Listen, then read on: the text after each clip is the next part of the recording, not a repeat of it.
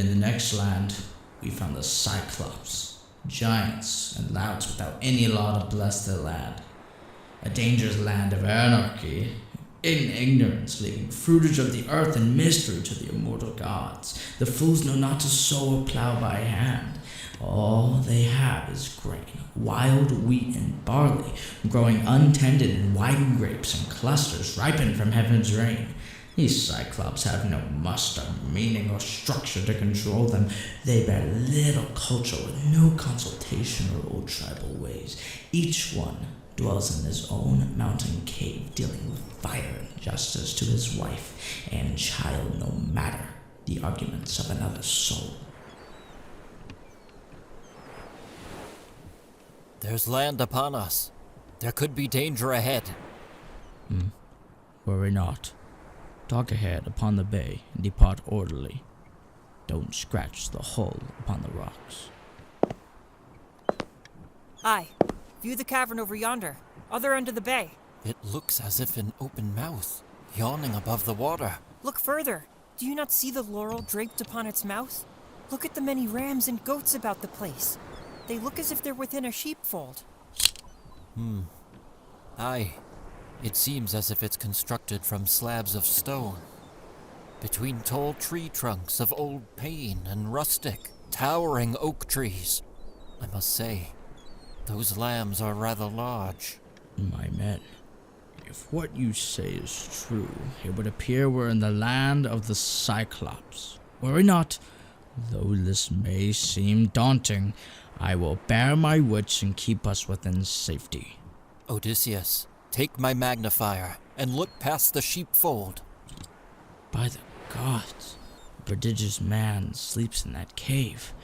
How can a brute so huge live so remarkably, knowing only savage ways? He seems not like the others, alone in solitude within the shaggy mountain. Move towards that cave, and beach there. I wish for a closer look. As we beached and my crew prepared to climb into the mouth of the cave, I carried with me a goatskin full of sweet liquor, as from within my bones a feeling overwhelmed me. I somehow knew some towering brute would soon be upon us, all outward power a wild beast, ignorant of civility. The liquor was a gift from Maron, the son of Euanthes. Not a slave in Maron's household knew the luscious taste of this drink, only he, his wife, and his storeroom mistress. Pure and fiery, ruby-colored and honey-smooth, not a single man would dare refuse this drink as cups if it came around. 12 of you are coming along with me, my best fighters, and the rest will garrison upon the ship. Follow my orders, and to the best of my ability, I'll ensure you return safely. Now, does anyone have any questions? What if some rampaging Cyclops powers through, red-eyed, seeking bloodshed? Have you not thought about the dangers? Follow my orders. Listen to my instruction. Only then will you know what to do.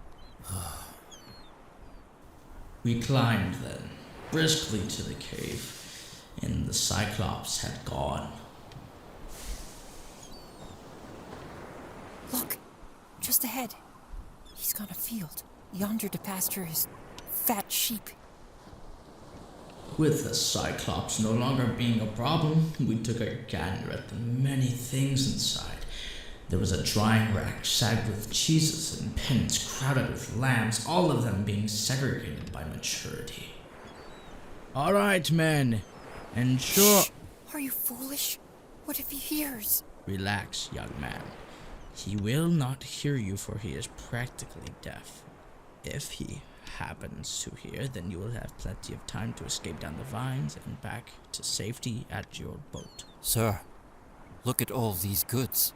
Why not take these cheeses, get them stowed, come back, throw open all of the pens, and make a run for it?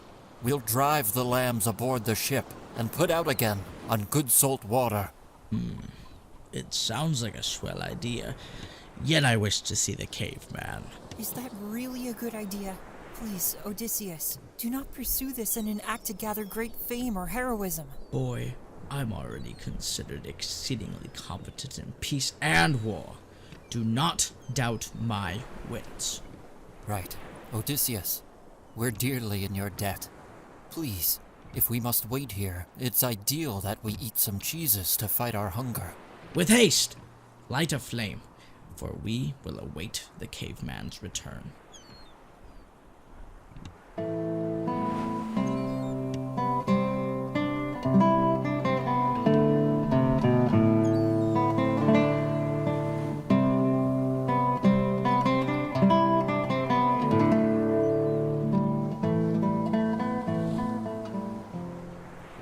My men and I built a fire and surrendered an offering. We took some cheeses to eat. Then we sat in silence around the embers, waiting. When the Cyclops came, he had a load of dried limbs of a tree upon his shoulder in order to stoke his fire before supper time.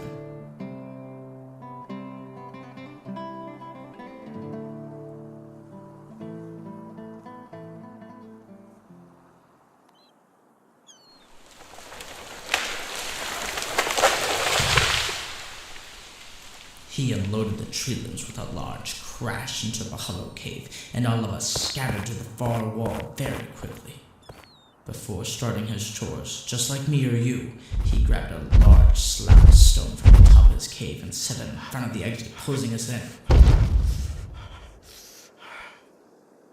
The Cyclops sat upon the fire and poked at it, ensuring his flames stayed vibrant, and in the glare, he saw us. Strangers, who are you? And where from? What brings you here by ocean? We are from Troy, Achaeans, blown off course by shifting gales while on the great South Sea. We were bound for home, but we took routes uncommon, so the will of Zeus would have it. We once served under Agamemnon, son of Atreus. The whole world knows what city he laid waste and what armies he had destroyed. It was in our luck that we came here, beholden for your help or any gifts to honor us, as custom is to honor strangers. We would entreat you, great sir, have a care for the gods' courtesy, as it is near guaranteed that Zeus will avenge the unoffending guest. You are a fool, or else you come from the other end of nowhere. To tell me mind the gods. We Cyclops care not a whistle for your thundering Zeus, or your triumphant Poseidon, or all the gods in bliss. The force of Cyclops is much more powerful, by far. Sir, please, Why in the world would I let you go? I shan't allow you to escape my grasp for fear of Zeus. Not you or your friends, unless I had a whim to. Tell me, where was it now? You left your ship. Around the point? Down the shore? I wonder. My once great ship? Aye, Poseidon, the lord of the sea who sets the earth a-tremble, broke it upon your rocks at your land's end. A piercing gust blew us this way, and we are the survivors, these good men and I.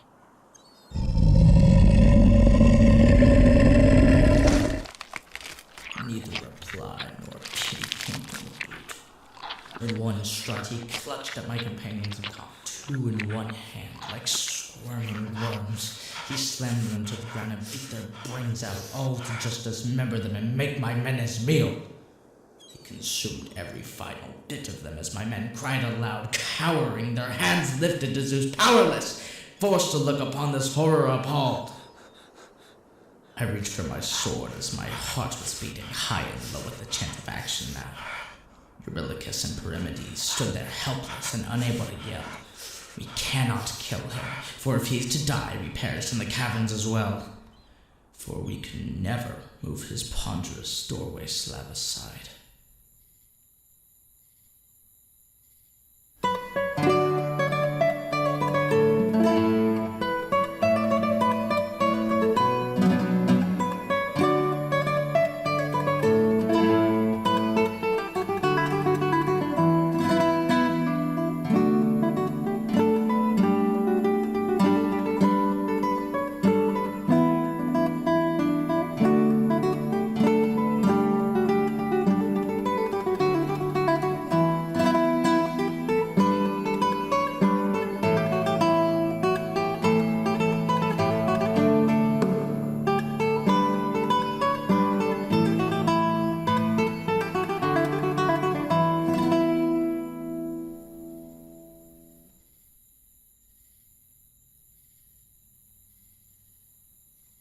After all of my men had calmed and the horrid events had now passed, nightfall came upon us.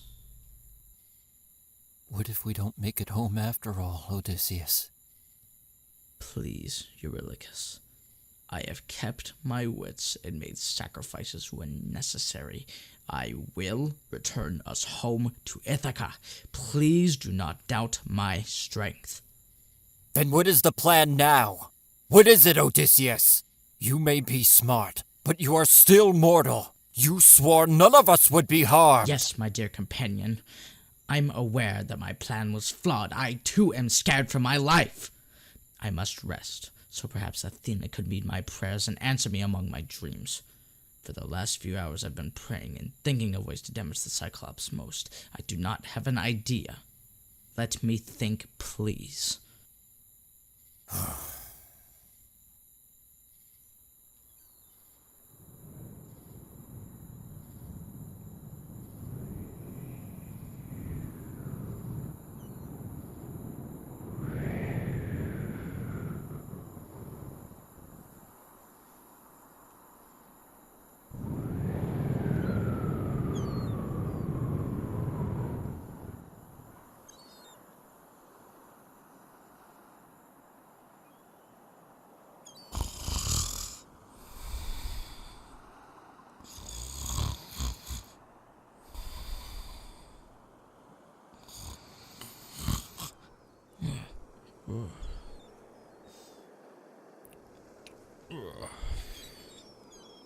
It felt not like a few minutes before it was dawn once more.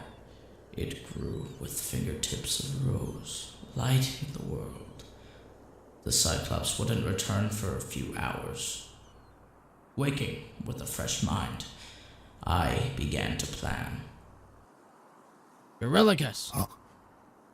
Rise, soldier. Perimedes. Perimedes. Boy! Wake up. Oh, what's the matter with you?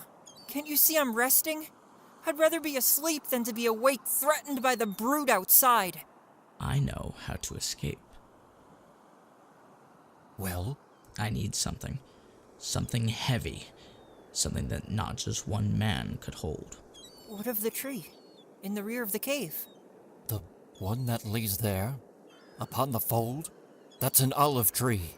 What could that possibly have to do with our escape? We obviously cannot climb it to get out. It rests, left to season for Cyclops' hands. Yes, but it is like a mast. A lugger of 20 oars, broad in the trunk. It's long and quite big around. Wait here. Odysseus, what are you— Let him go. The fool is wasting time. Walking upon that olive tree, I would then chop out a 6-foot section to look just like a pole.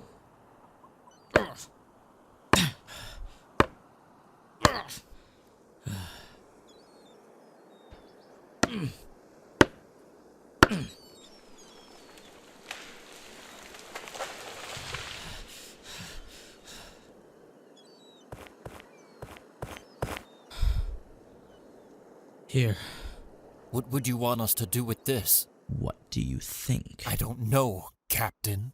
Why don't you? He wants us to scrape it, like a spear. Make it smooth. Yes, exactly. Afterwards, I will hew it once more to make a stake with a pointed end. Then, I'll hold it into the heart of the fire the Cyclops made in order to toughen it. Then I'll hide it well, near the back of the cavern under one of the dung piles in profusion there. Oh, I swear to you, Odysseus, if this plan fails to save us and kills me, I will forever haunt you in the underworld among Hades' wrath.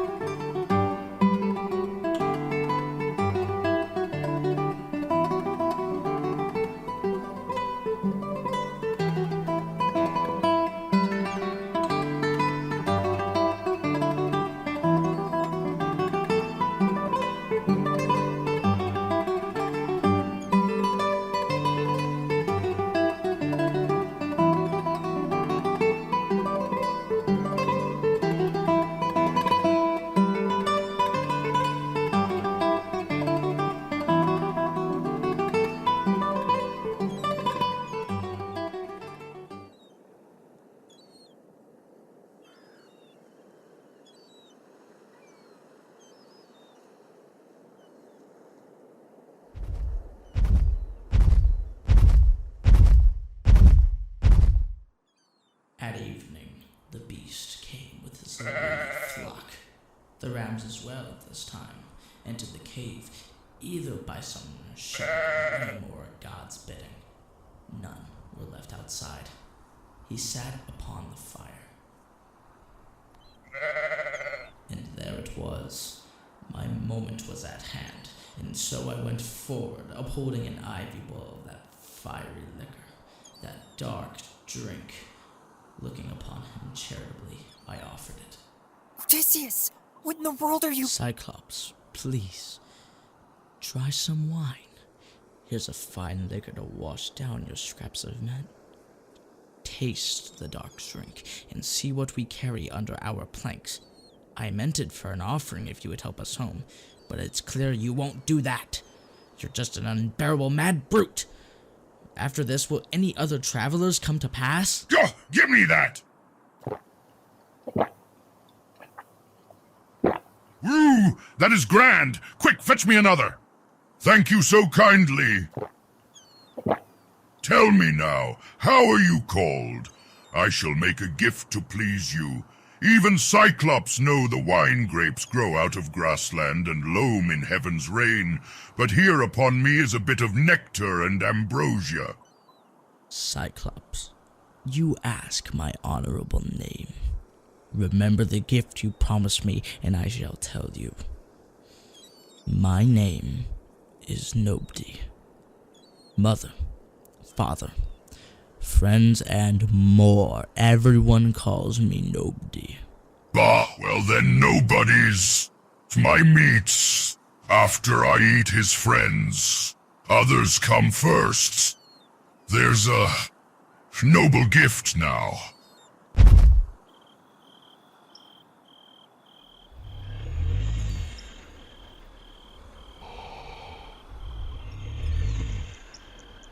Men, come now.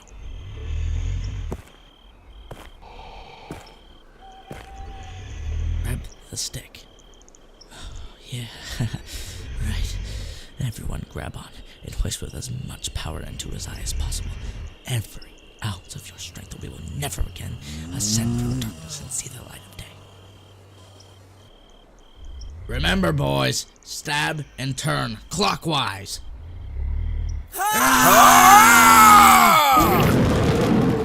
Help me! By the god Poseidon, please! Quick, hide! To the far wall.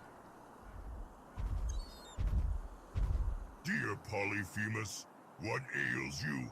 Why do you cry so sore in the starry night? Just let us sleep. Is a man driving off your flock? No man has tricked you, has he? No man has ruined you, yes? Nobody! Nobody! Nobody has tricked me! Nobody's ruined me!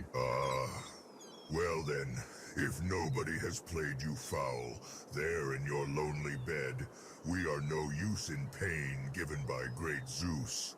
Let it be your father, Lord Poseidon, to whom you pray. Let's go. Now.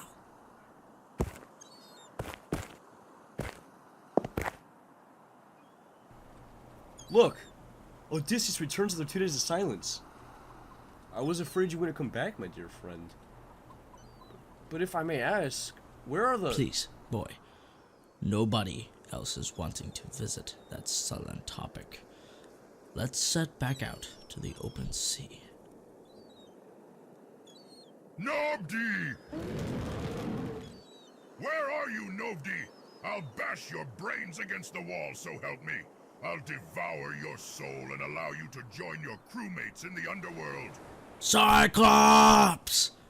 If mortal man ever inquires how you were once blinded, tell that man Odysseus, raider of cities, took your eye. Laertes' son, whose home lies upon Ithaca. I've made such a grave mistake.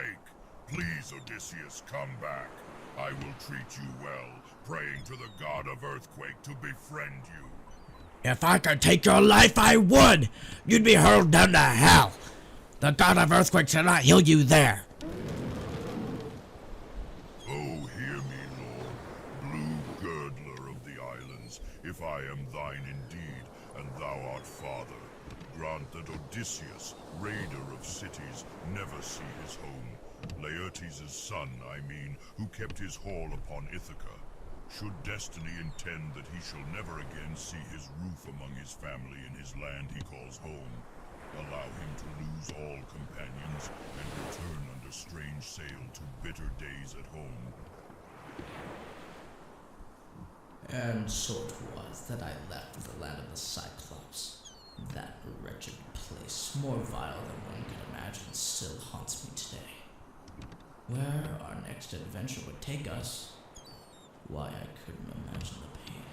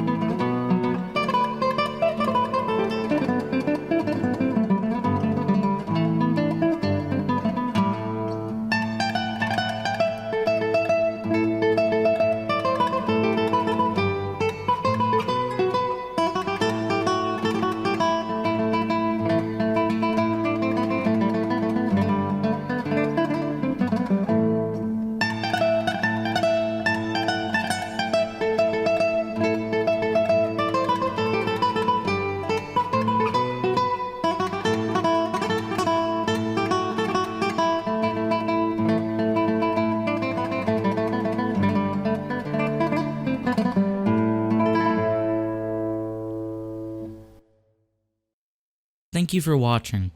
If you have any recommendations for future projects, please let me know in the comments. If you have any feedback to give me, please let me know as well. If you made it this far, please consider dropping a like and subscribing for more content like this or different content. Thank you.